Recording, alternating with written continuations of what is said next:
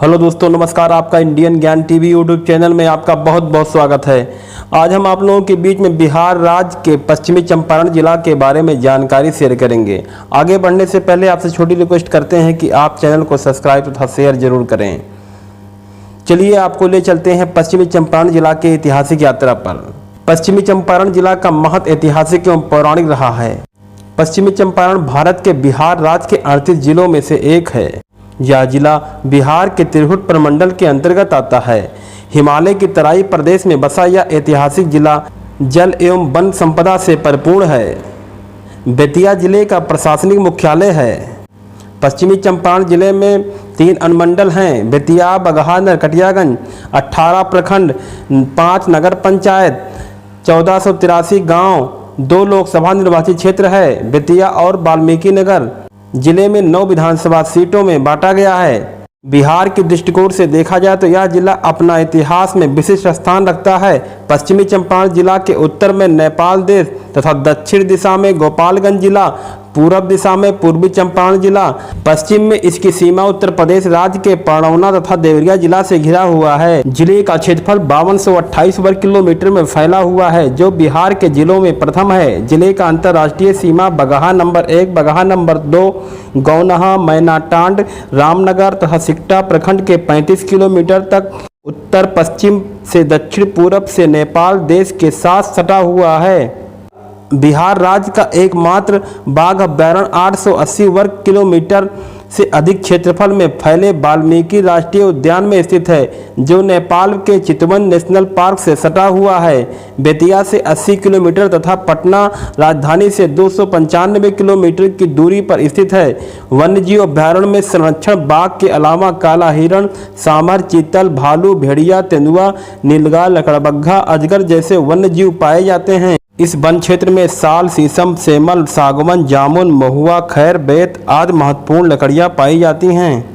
नेपाल से सड़क मार्ग द्वारा चावल, लकड़ी, मसाले का आयात होता है, जबकि यहां से कपड़ा, पेट्रोलियम उत्पादन निर्यात किए जाते हैं। जिले तथा पड़ोस के नेपाल में वनों का विस्तार होने से लकड़ियों का व्यापार होता है।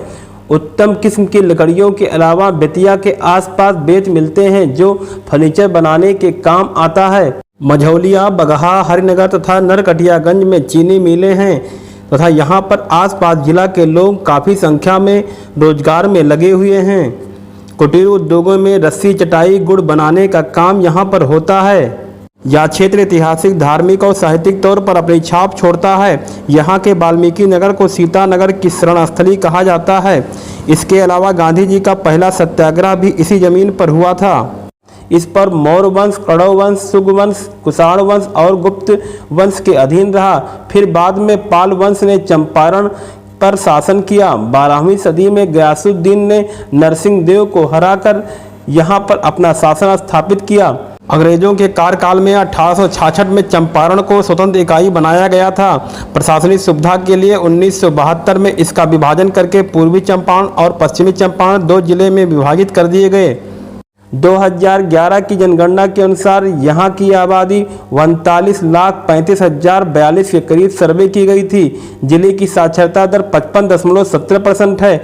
यहाँ पर शैक्षणिक लिंगानुपात काफ़ी असमान है। यहाँ का लिंगानुपात 909 है, यानी प्रति 1000 पुरुषों पर 909 महिलाएं हैं। जिले में करीब 95.23% आबादी हिंदी और भोजपुरी और 2.97% उर्दू और 0.99% लोग बंगाली भाषा का प्रयोग करते हैं।